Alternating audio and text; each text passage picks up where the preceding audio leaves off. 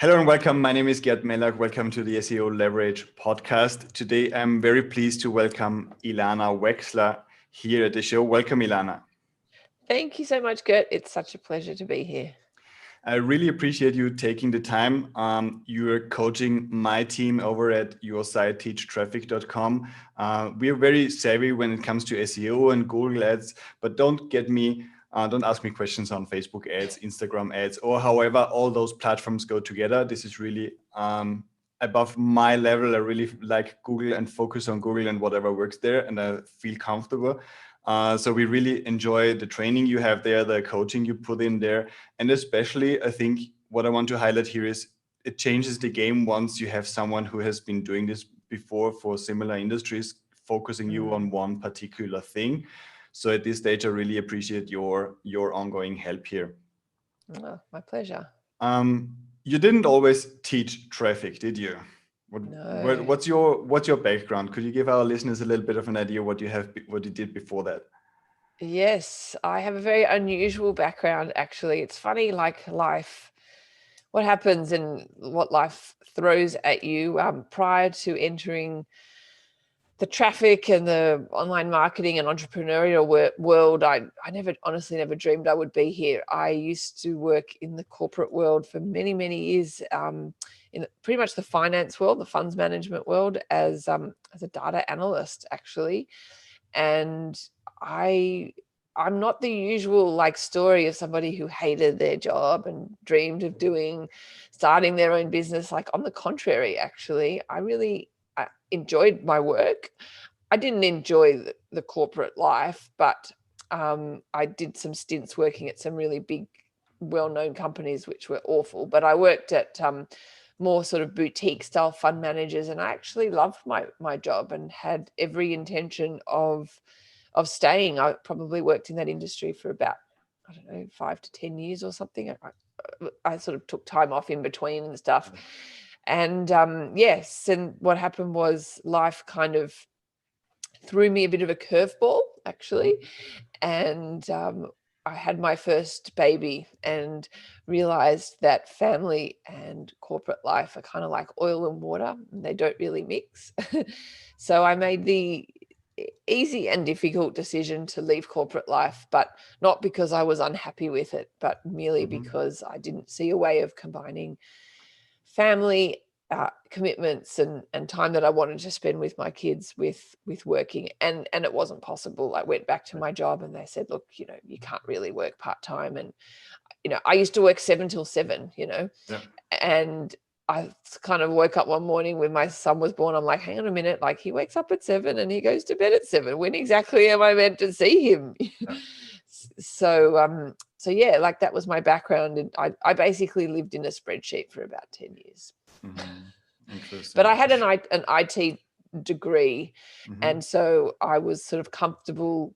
Like, I was a programmer, basically. So my data analyst skills were very much like linking spreadsheets with databases and all that kind of stuff. So, every day was kind of different for me, which was cool. But yeah, definitely a far cry from marketing. I mean, I never even did one marketing subject in my life. I did maths at uni, like, right. I was not in the marketing world. And so it's been a massive, massive learning curve for me, getting a marketing education. And yeah, I mean, but back when I was at uni, like, Facebook didn't exist, Google didn't, so it was very, very different. We're getting older. Yeah, we're getting older. I'm showing my age here now. Let's move on to the next question, huh?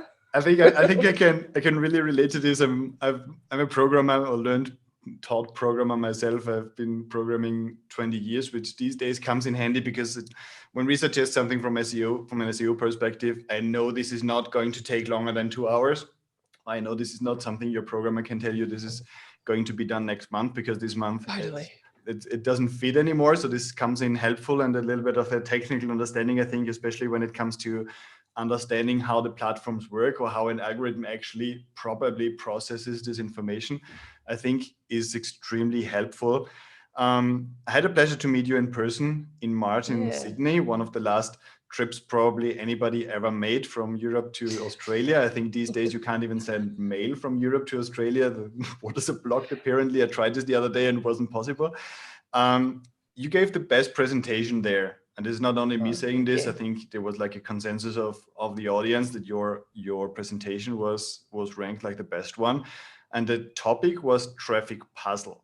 And I know this is a training inside teachtraffic.com, but I would appreciate if you could give us a glance on what this is all about. What is this traffic puzzle about? And how is this applicable to an online business? Yeah.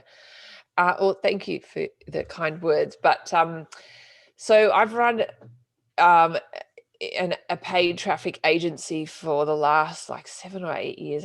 The lines are a bit blurred of when it actually started, because it wasn't like, let's start this today, So, I've had a huge amount of experience. And my agency literally only did paid traffic. I'd like to say it was a strategic move, but really it was just all I wanted to do.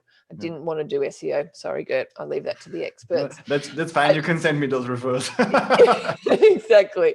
I didn't want to do web design. Like I literally, like Google Ads kind of, like when I discovered Google Ads, like it just kind of like spoke to me on a level. I'm like, wow, this is powerful. Right. So I literally just started a Google ad agency only doing that, and then added on Facebook ads on top of that, purely because clients were asking me for it and I needed to sort of without look. And then over the years, what I found was that the world had changed, and the online world had changed such that it really was multi-platform, multi-device and multi-platform, and the lines between the platforms were really blurred, So I started off as just a Google ad agency, but then, as I said, quickly realized that, hang on a minute, like from a holistic point of view, we need to be on multiple platforms. I can't just think with my blinkers on with a silo. And so for many, many years, I would run the paid traffic for so many different businesses, so many different industries, so many different offers. And what I found was like what worked for one industry didn't necessarily work for another, but there were commonalities between them, and the commonalities were like at least a retargeting campaign on multiple platforms.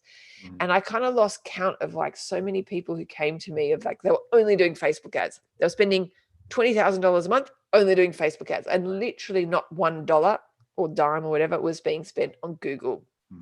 And it just didn't make any sense to me. It's like, like you go and buy a product, you see an ad, and then what, like you're going to Google search them, you're going to check out their YouTube channel or vice versa. So this concept of the paid traffic puzzle was, I guess, something I came up with where it's a way of graphically representing the integration between the platforms together. And so if I could kind of like break it down to some degree, like I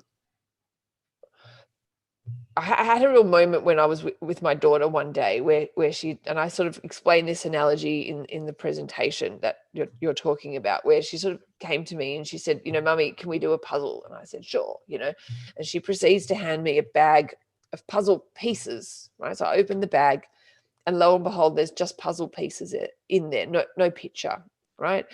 And I'm faced with the conundrum of trying to put together a puzzle with no idea of what the picture looks like. And it was a real aha moment, because I thought, this is exactly the process that I go through when someone comes to me, like even for you, Gert, like helping your team with getting, SEO awareness out there, right? Like in the beginning, we don't actually know what's going to work. We're going to test lots of different things, and lots of different businesses, different things work for them. But at the very heart of any puzzle or any kind of advertising campaign is a retargeting campaign. And so for the starting point of creating a puzzle, we always start with the corners. And so the corners, the reason you start with the corners is because they help reveal what the next piece of the puzzle is going to be.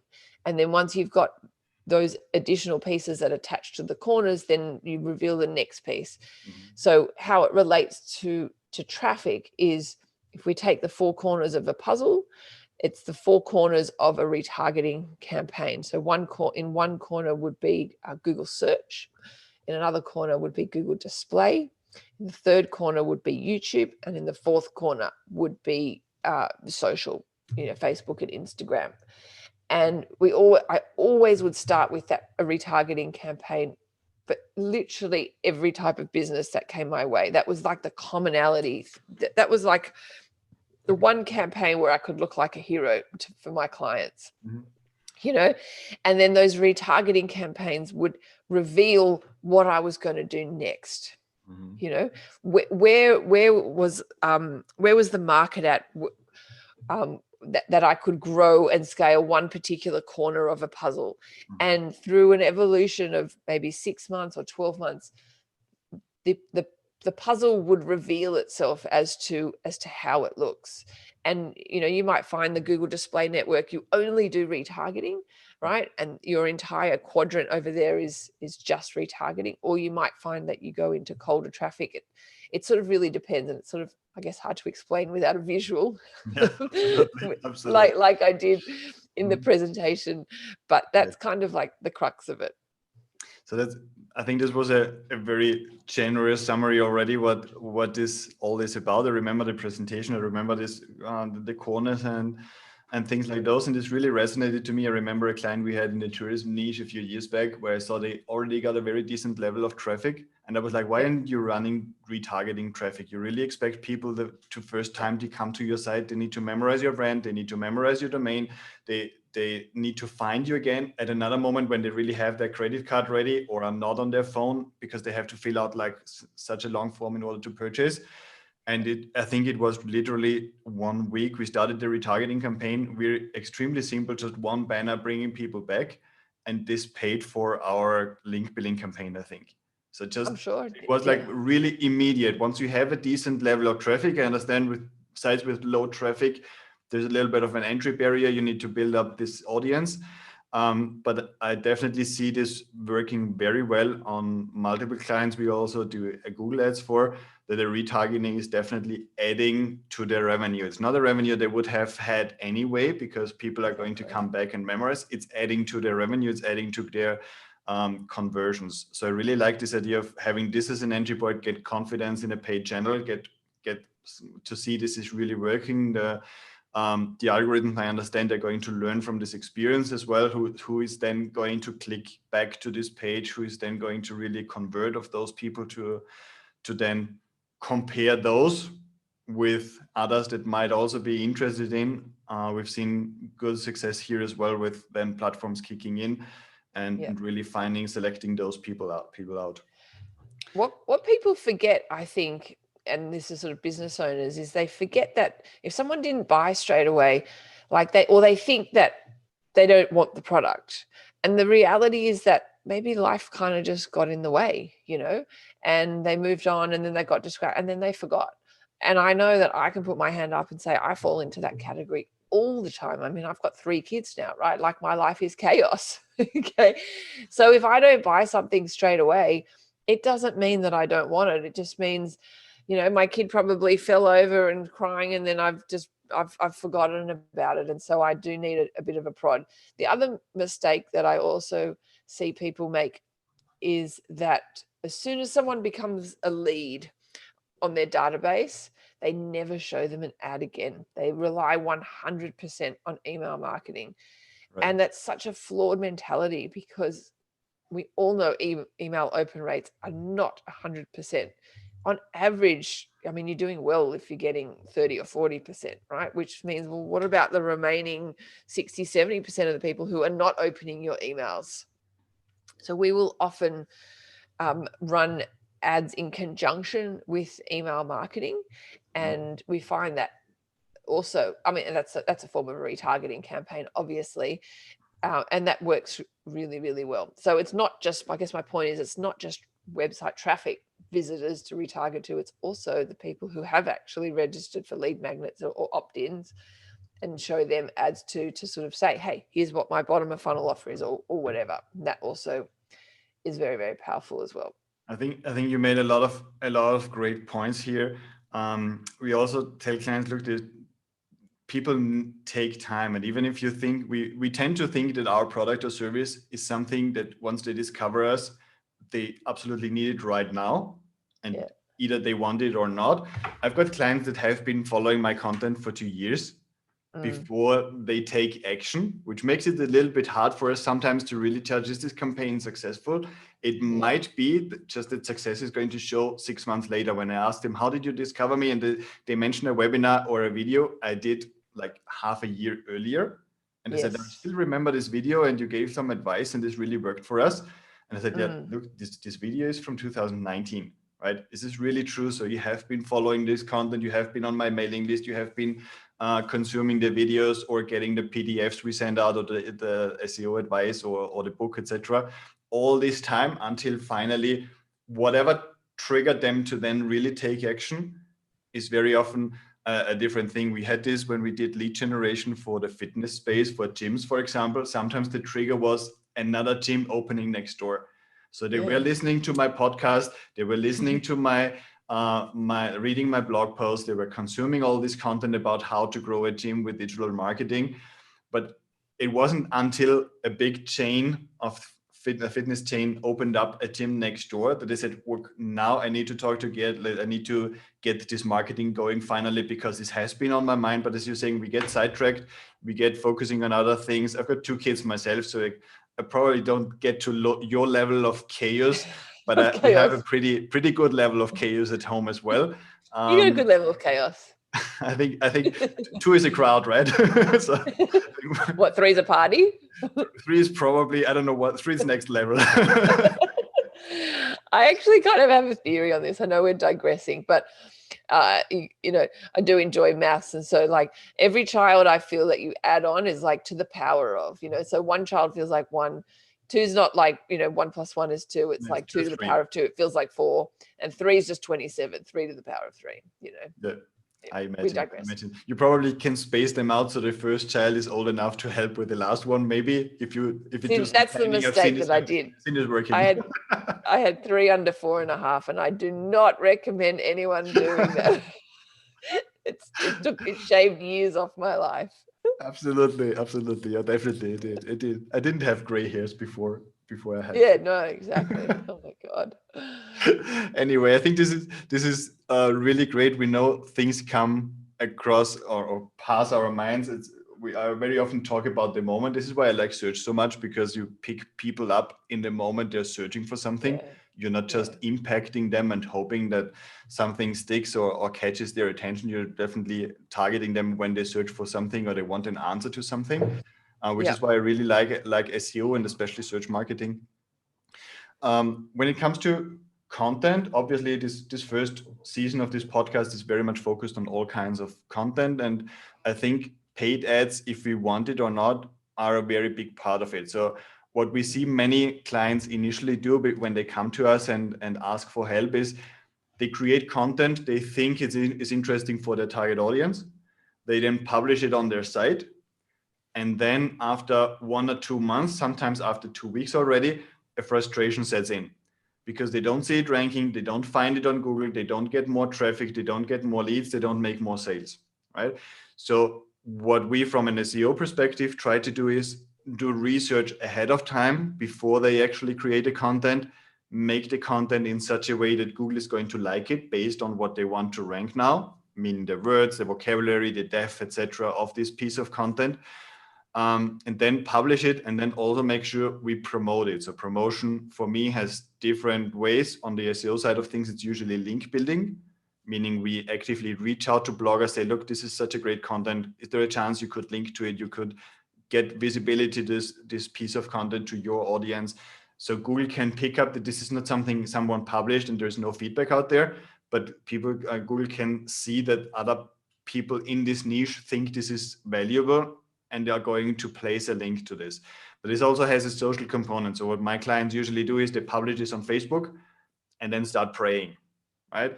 Praying and counting likes, essentially. What can they do, or should they be doing with the content when it comes to social media and paid advertising?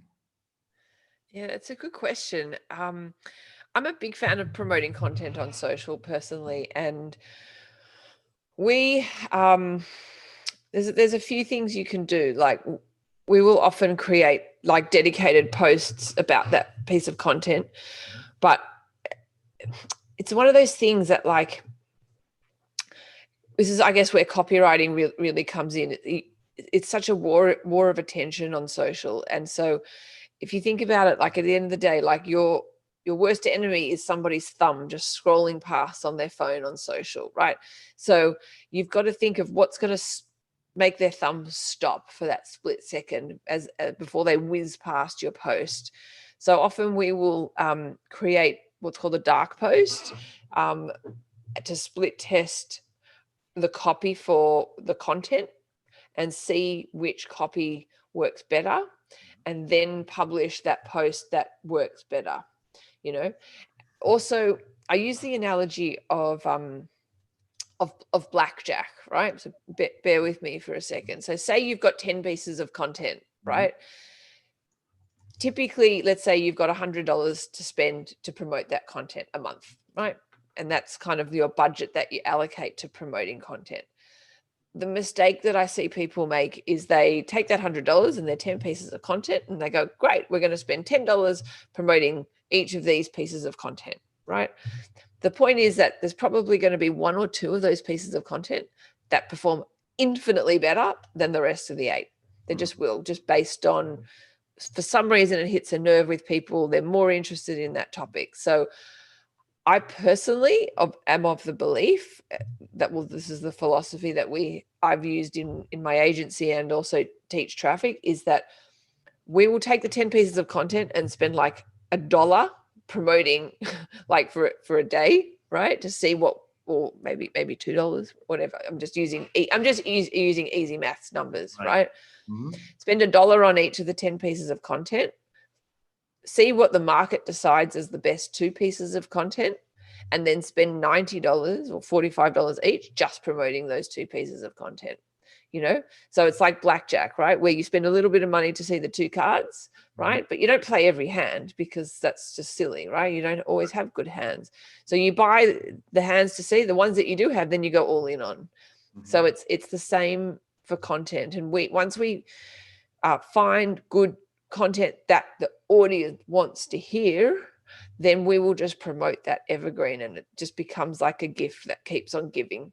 But the challenge is finding that and writing it in a way that really resonates with people. And we were sort of talking about copy before we hit record.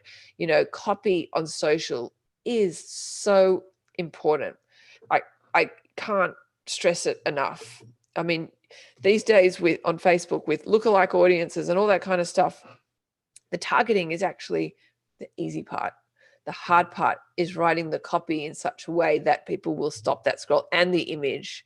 You need a really, really good image.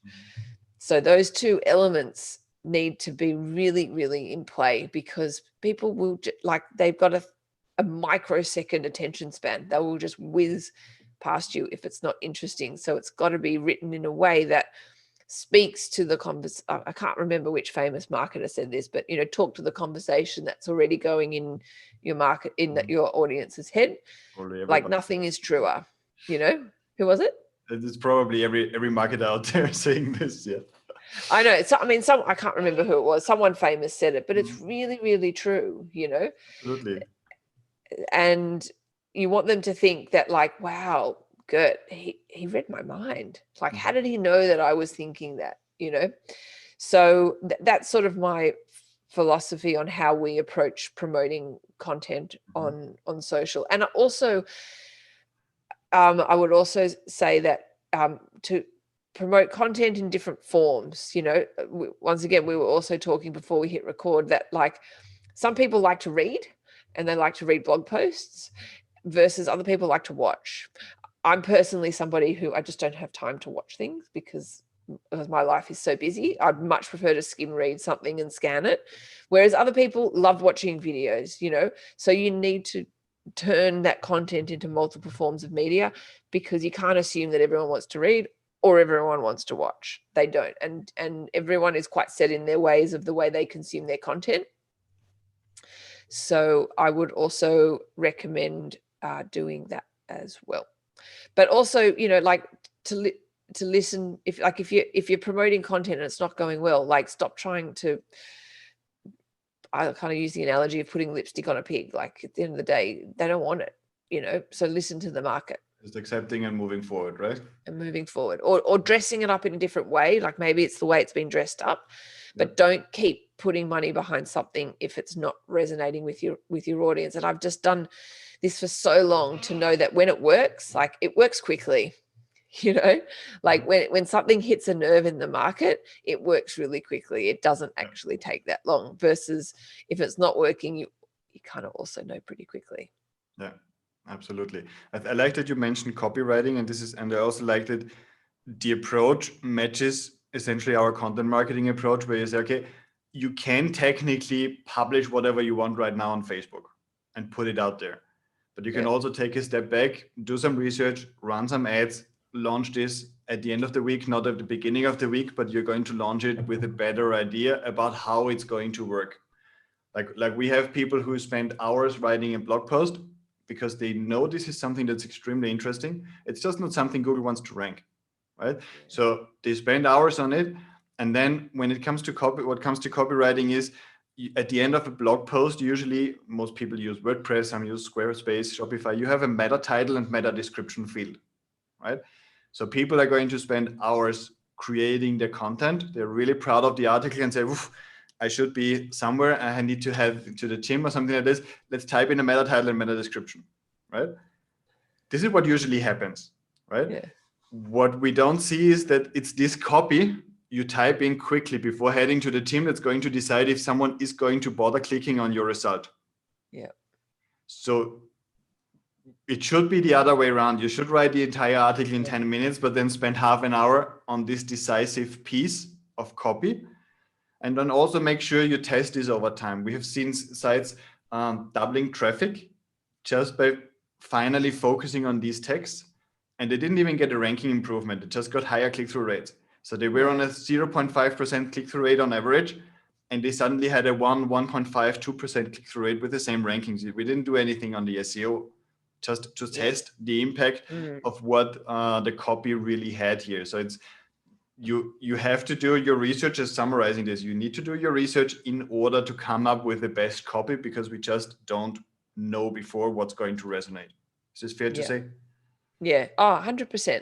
It's the same for writing ads, you know, like that, even a simple little Google ad where, you know, you've got character limits of 90 characters for each description. You've got to get people to click. It's the same with email marketing. If they don't open the front door, they're not going to walk into your house. You know, you could have the best house, but if they don't open the front door and come in, then nobody knows. It's like the best kept secret. It's the same with the ad. So I think copy it's talked about a lot, but I think actually not enough. Everyone sort of thinks it's all about the ads and the targeting, and yes, they are important, but man, equally important is copy with good targeting. Then it's just an explosive mix, you know, in a good way. Absolutely. We also talked about this with Greg Merrilis from Studio One Design, for example, where we said it's a lot of different elements that essentially decide if you consume a content. Yeah. So on his point of view, or in his industry, it's more design, layout, general layout. You were talking before we started recording about the importance of a headline. So it's the headline that's essentially going to decide if I read the rest of the text. It's the meta title that's going in the description that's going to decide if I even step on the page and check out the design. Hopefully Greg has put together in a nice way. So we are happy to consume and really take the next step, read the headline, read the article, do the opt-in, convert into a lead, into a sale, and make this entire funnel or this entire customer journey really valuable. So I think this is there are a lot of good points. Could you pinpoint, I know in SEO it's really hard to do it. Could you pinpoint what should be like a click-through rate on an ad or any other KPI people could watch out for to say, look, this is really not working? On the Google search side of things, where it's so high intent. I mean, someone's gone to Google and actively typed something in, you're scratching their itch, right? So it's not like you're swiping in front of someone, you know, as they're looking for entertainment or participating in groups on Facebook. So Right. So search is an obvious place to give industry standard because it's so intent based. And generally speaking, we look for a minimum of a 5% click-through rate on search and a 5% conversion rate as the baseline. Often we'll get higher, but it's more of a warning sign if it's less than that. If we're getting a less than 5% click-through rate, then something's wrong with our keyword selection, something's wrong with the match type of the keyword, or something's wrong with the copy, or there's some negative keyword that we've got to add that we haven't quite seen, and that because you should. And often we'll get, more than or around 10%, Right. What about social? Social, it honestly, like, it is so different. I find social, I have a love-hate relationship with social ads, to be honest. It is so volatile. Like one day you'll be a hero, and then literally the next day it tanks. It's like a roller coaster. So it's like impossible to give industry standards. Then you've got also different types of businesses, e-commerce versus service business versus info products. Like it's like impossible. Interesting. Yeah, we see a very similar thing happening in Google in SEO, especially when it comes to different industries. So B2B, for example, in generally, very often we see lower click-through rates, around a 1.5, 2.5, maybe 3%. Maybe they have a 5 or 6 in there on a URL or a query by query basis. And then you've got, like, I don't know, some hobby spaces with 16%, 20%, 25%, really interesting fluctuations. I always say, I think I hardly have anybody who seen anybody in search who optimized their meta titles and descriptions and got below a 2.5, 3%. So this is where we try to get people to start optimizing. I just audited a website where they had the URLs that were shown the most had a click-through rate of below 1%. So this is like this puts a smile in an SEO's face, because you can very quickly give this client a result just by explaining them, look, there is a thing called a meta title and a meta description, and you want to fill in these fields, because otherwise Google is going to make something up and it's not going to work.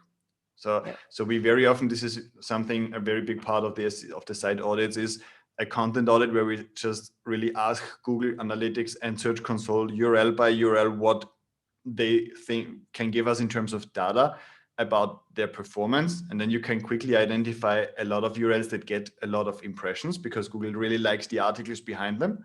But the meta title and description are just really crappy, to put it that way, right? And this is where you can really quickly get a result, whereas SEO very often is just a long-term strategy. I think there are a lot of great points here, and I want to be conscious about your time. Obviously, with 3 kids, you have less time than I have with 2. It's all good. What would you think, apart from joining teachtraffic.com to get your help, what would be starting points for someone who wants to start getting going with paid ads or paid traffic? I think it depends on what type of business you have, firstly. If you are in e-commerce, then a really good starting point is to have a Google shopping campaign or a search campaign. I mean, you're getting in front of people as they're actively searching to buy a product. Right. So that's a really, really obvious starting point. But if you're in a different type of business, maybe an info product business or even a service, it really depends. But often a good starting point is actually, for lots of different types of businesses, Google search. But having said that, for my business, I don't do Google search, actually. I find for my business, for Teach Traffic, YouTube ads actually works incredibly well. Social ads as well, although I actually find YouTube ads better, because for me, like, I'm teaching training and people go to YouTube to learn training. So there's a match there. So I think whatever type of business you have to think of who your target audience is and what moment they're having and where they're having that moment. So for my business, they're having that moment on YouTube where, they've typed into YouTube search, how to create a Google Shopping campaign, and my ad comes up and I have exact training on how to create a Google. It's the perfect match, right? You know. So, but if you're a plumber, right, you wouldn't want to do YouTube ads. You would do Google search campaign. If you sell a product that people don't really know exists and they're not really searching for it, then you're going to have to force yourself in front of people with social ads, and do product videos and all that kind of stuff, of really focusing on the benefits rather than the features of the product, and what you have to visually show people what problem you solve. So yeah, the answer is it depends. Sorry. But that's a standard answer in SEO. I can very much relate to this. I was going to name this show the content in paid advertising, but I really like the 3 questions you put up. So who, what, and where for paid ads. This also matches the target research we do sometimes for projects, where we try to find where those people hang out and what they're talking about, to catch phrases, keywords, questions, and stuff like that they can be then producing. So we've learned a lot of things here. I just want to quickly summarize this for the audience. So we obviously know your suggestions come from a background as focused as it gets on paid marketing, but really from a background where you understand with your technical and data analyst knowledge how these things work. We understand that one of the starting points can be retargeting, or very often if the site has decent traffic, should be retargeting. And we need to be patient, because obviously people are not going to decide right away. We are not going to see until a normal, reasonable time span passes whether this was successful or not, or we offer something in between. I understand, like an opt-in and download or something like this. This gives us like a more immediate decision whether they can be interested, if we're on the right track, if this converts. You've talked about a 5% click-through rate we are aiming at in Google, 5% minimum conversion rate. These are all great things. You mentioned Google users are ready to consume this content. They have a strong intent, as you put it. And then really focus on who is your market, what are the moment they're having, and I really like the third one, where are they having that moment, right? And we know that this moment can be shorter, this moment can be longer, especially in search. We know there are immediate search results that come up. Google brings sometimes the answer directly, because they know the moment I'm having right now is that I'm stuck with my car on the road and I need someone to help me out. So I really want to thank you for your time here. My pleasure. Thanks for having me on. Everybody who wants to know more about this, get in touch with you. We're going to link to teachtraffic.com. Is this the best way to reach you? Yeah, that's the best way. Yep. Awesome. Well, Ilana, thank you so much for joining us. It was great to catch up with you on the call again. I hope we can see each other at some point again in person. I know. Some of the I'm allowed out of my country. Events out there. Yeah, same here. So we're kind of stuck in our countries, but definitely was great to catch up. Thank you so much for the value you brought in here. No, thanks so much for having me. Thank you. Anybody listening to this show, if you think this is valuable for someone, you know, your partner, your friend, your business partner, for this show, you're listening to SEOleverage.com. My name is Gert. Thank you so much.